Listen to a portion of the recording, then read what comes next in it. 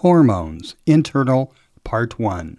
This is episode 155 on Alternative Health Tools podcast, where together we discover alternative health tools and explore integrative healing philosophies for both individuals and practitioners.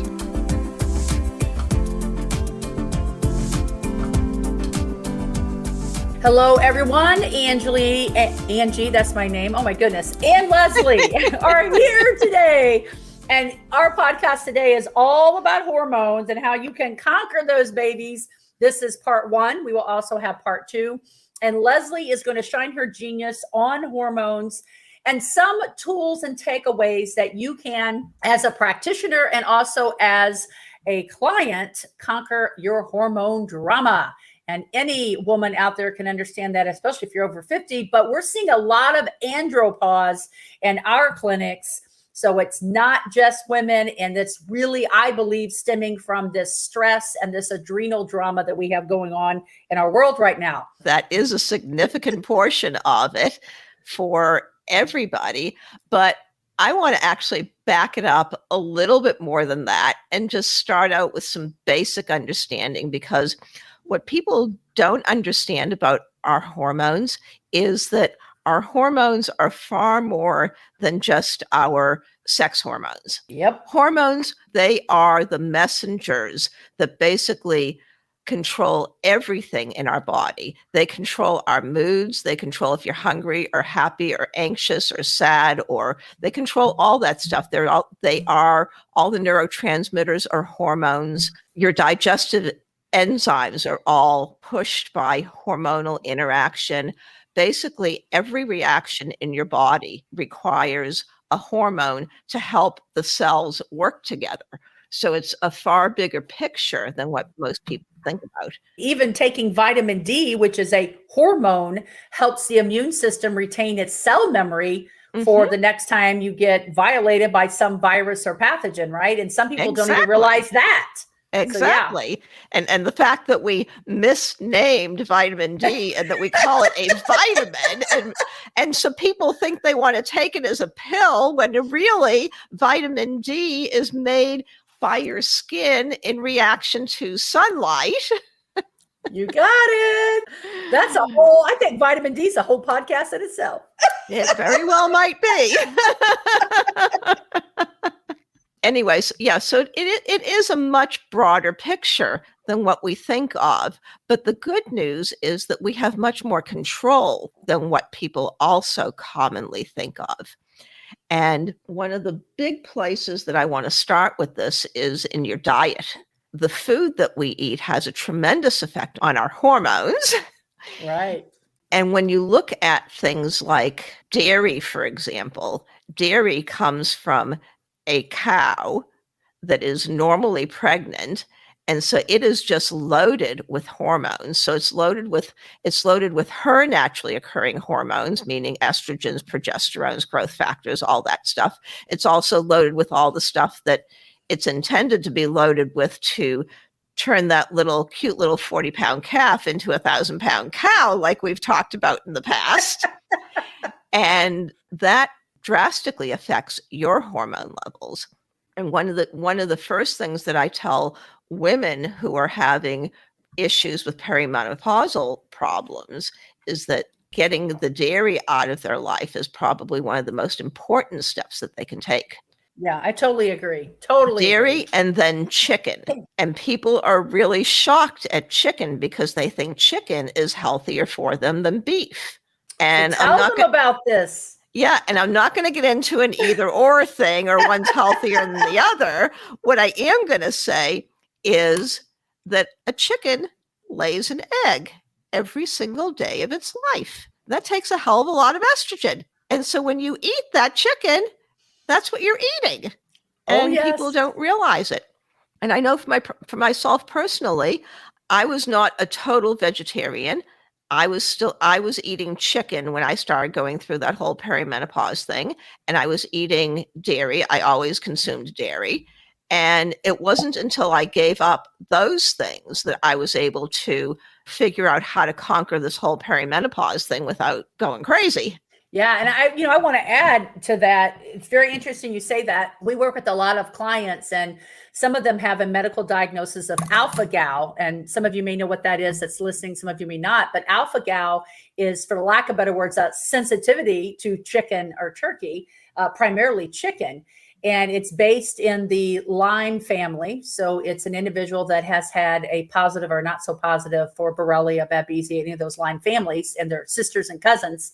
But they can't eat chicken, is my point, and they have a response to it.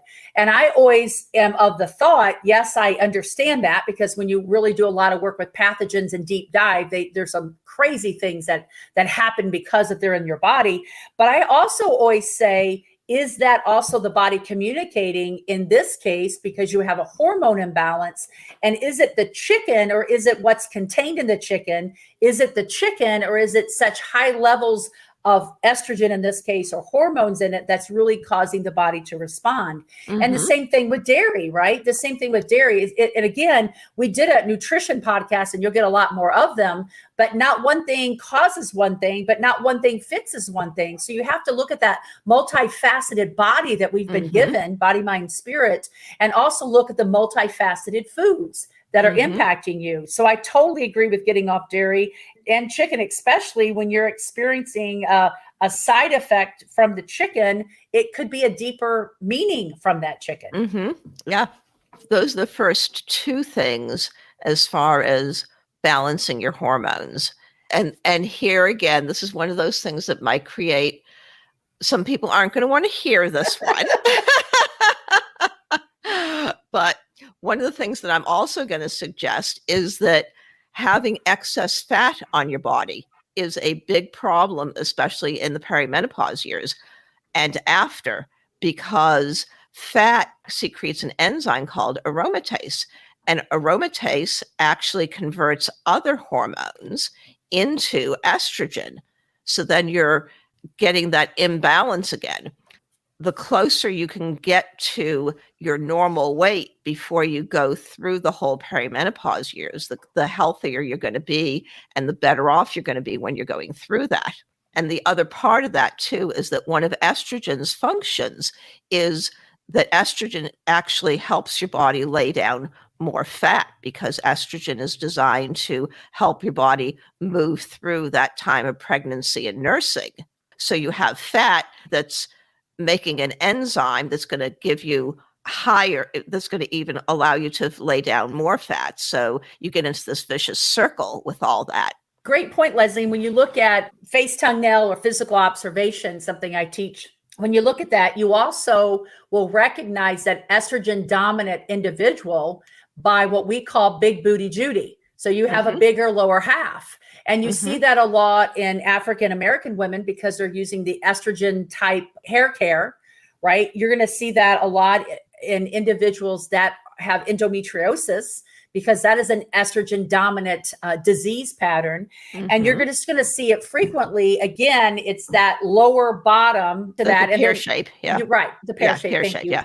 We call it big booty Judy, which no offense to any Judys here. I don't want anyone to take offense, but it's just what we call when we're training it, because you can recall what that means. Right. And so when you look at that, you start looking at what am I doing that's contributing to this estrogen offset. It's not always just low progesterone, though it can be, but why are you low on progesterone, right? So you really start looking at root cause differential, and you start finding underneath. Beautiful. Love it. It makes such a difference when you can actually start getting some of that stuff out of your diet and lose, get rid of some of the excess weight. Now I'm somebody that was just that person. I'm the person that had the gallbladder attack when she was 5 months pregnant. Right. And eventually ended up having the gallbladder out because I was living on cheese. Right. Yeah. Isn't that interesting? That's a whole food craving. We could do a whole podcast on food cravings. Yeah. But and not to mention, when you have this excess fat, that's where all the toxins hang out. I mean, that's where they've been shuttered off to for your own protection. So, I mean, exactly. It's a whole thing. Which is why if you do start addressing that weight issue, you need to make sure that you're getting enough good, healthy food in there. You need to do it properly with lots of fiber and lots of water so that you're pushing all that stuff out and not allowing it to reaccumulate. Absolutely. You don't want to this is not a good time for recycling, is all I'm saying. Exactly. Beautiful. Yeah. A lot of this is also very much involved with your gut microbiome.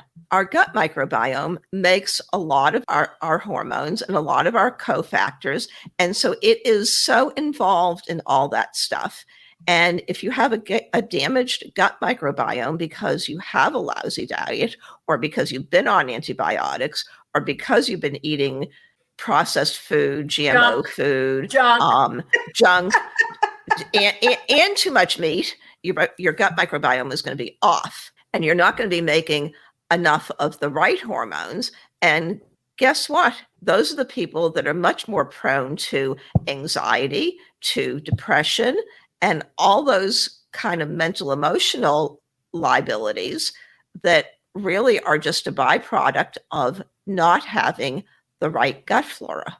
Yeah, we will definitely do a whole entire podcast, I'm sure, on the microbiome, but I want to really hit home on what you said, Leslie, in regards to everything that our GI tract, our microbiome, our gut does for us. Mm-hmm. And you have to understand that serotonin is the major feel-good hormone, and a lot of people are put on that artificial or the SSRIs or SSIs in order to that. I won't even go through that whole pattern, but the process. But the point is to recycle and reuse your own serotonin. And when your gut is out of whack, whether that is as a leaky gut, a SIBO, so you have the probiotics or the out of the wrong place, the wrong probiotics. I mean, there's so many facets to microbiome. When you're working with that and you have this anxiety and you have this depression, you have to look there, because that's where the serotonin's hanging out and being absorbed and created, as well as your immune system, right? I mean, 70% plus, depending on who you're studying under, says your immune system's located in that GI tract. So if that is accurate, which we both will agree that it is accurate, then you're looking at what are we doing with this microbiome? You live and die by your gut tube.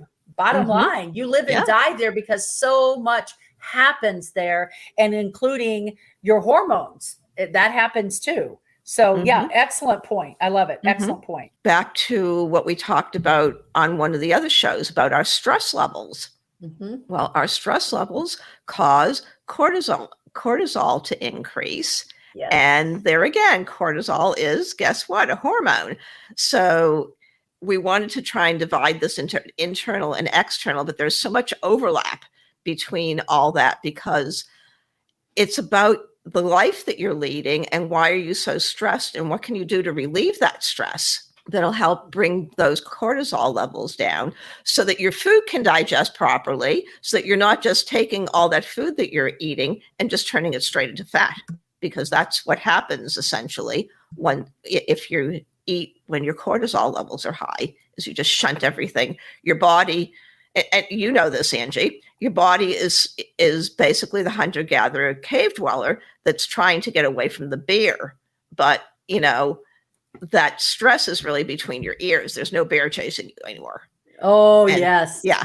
So if your cortisol levels are high, you need to do something active to bring them down, or you need to do some relaxation techniques or that kind of thing. One of the things that I tell people is really a really simple thing to do before you sit down to eat. Just take a couple of minutes and take like 10 long, slow, deep breaths. And just the fact of doing that is going to bring those cortisol levels down just a little bit. And if you can combine, you're doing that, and then maybe you get a chance, you make a chance. Let's put it that way. You're not getting a chance. You make a chance to go out for a walk, or go out for a bicycle ride, or go out for a hike, or do something physical, go to the gym. Do something physical to work through that and work that hormone off, because that's how your body was designed. Was your body made that cortisol to give you that quick release of energy so that you could use that energy to run away from that animal or climb up a tree or do whatever you needed to do to save your life.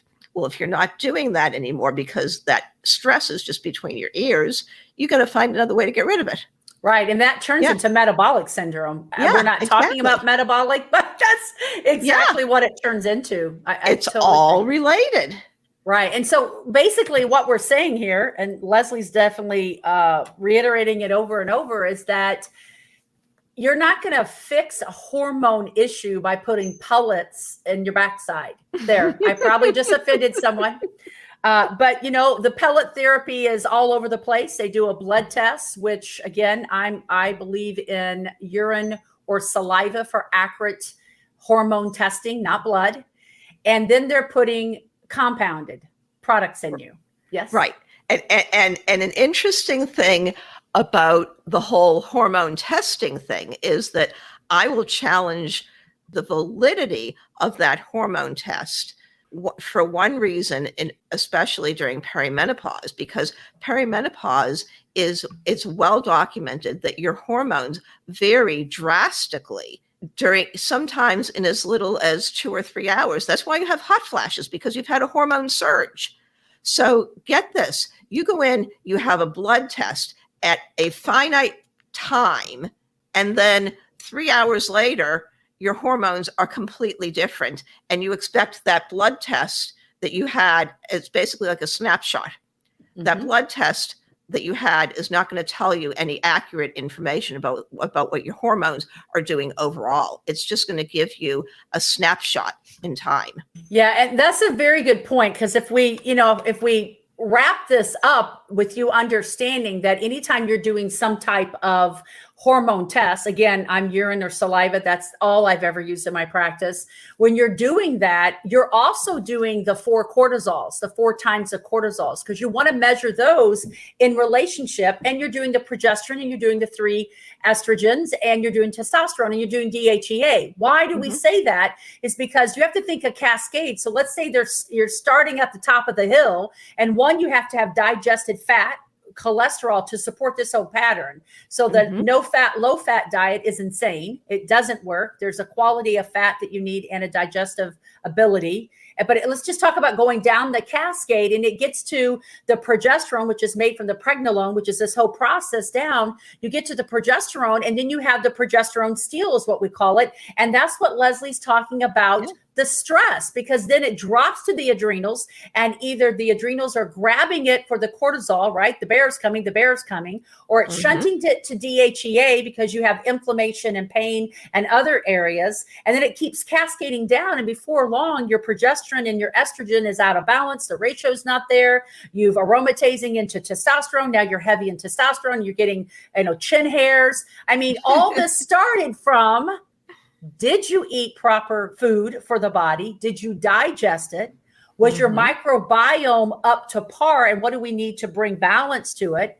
And we're talking, you got to look at dairy. You've got to look at chicken. You've got to look at those areas. And as it goes down, and then you're looking at what's my microbiome, what's my lifestyle, what's my stress. So it's more than just let me fill in the gap with this particular hormone cream or pellet or pill or whatever. You have to look at all of it, because not one thing fixes one thing. And we're a society that we've lost that.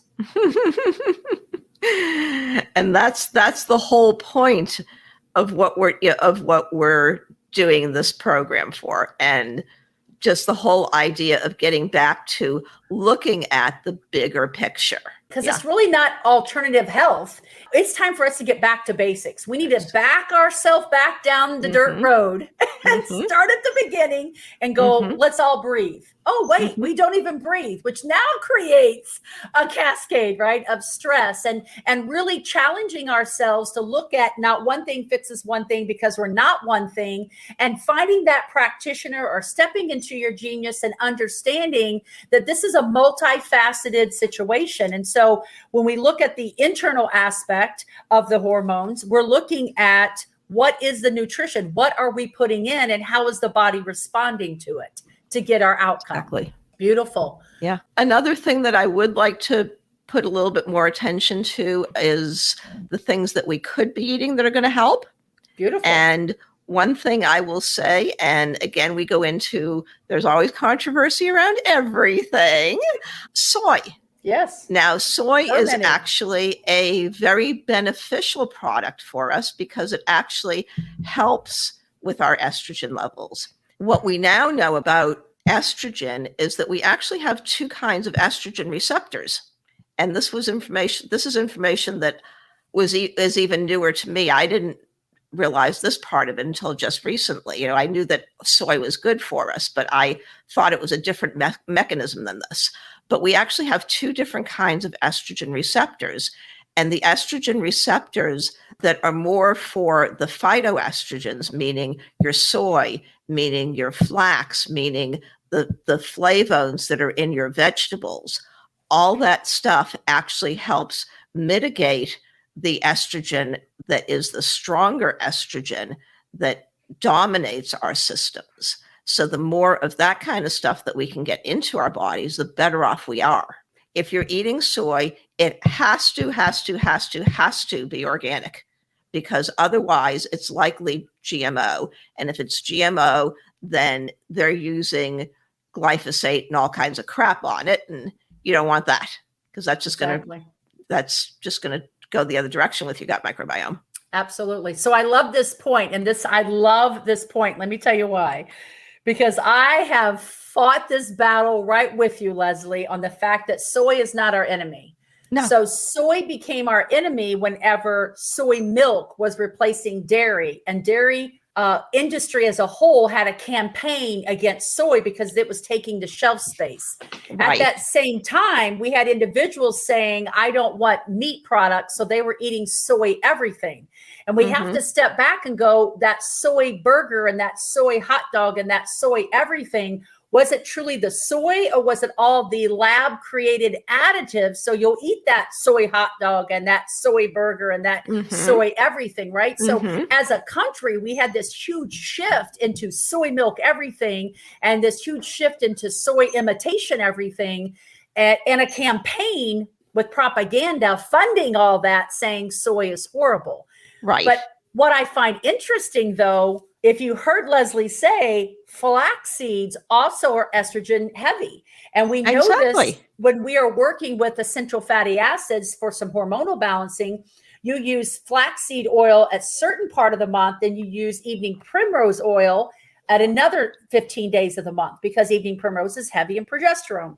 So when you're looking at that, you didn't see a huge campaign against flax seeds because they weren't threatening, though you can get flax milk now, they weren't threatening the dairy industry. So so here you go. It's not all bad. And with that, and I don't know if this is something we want to get into or not, or if either one of us knows the answer to that, but I wonder about the history of the Weston Price Foundation and why they went so anti-soy. Funding is what I would tell you. Yeah. There's a lot of stuff on there that I in my clinical practice, I can't confirm their direction, not against their mission. I'm not being negative on it, but there's many things in my clinical experience with over 5,000 clients that isn't cohesive with what their statements are. Right. So, and the other thing that I always say about soy is that if soy is so bad for us, there's a couple of billion people in the world, namely in Southeast Asia, that never got that message. And funny thing about it, most of them live longer, healthier lives than we do. Exactly. Yes, and yes. Yeah. So awesome. All right. Excellent. So we have talked about hormones and how you can conquer them on part 1. Leslie has been so great at sharing her genius in regards to getting off dairy and chicken. Also, excess fat in the body has to do with holding those toxins and the estrogens as we aromatase them. Gut microbiome, which will be a whole nother podcast, I assure you, but on the hormones and the cofactors. And then, yes, soy is not our enemy. Anything else you want to add, Leslie?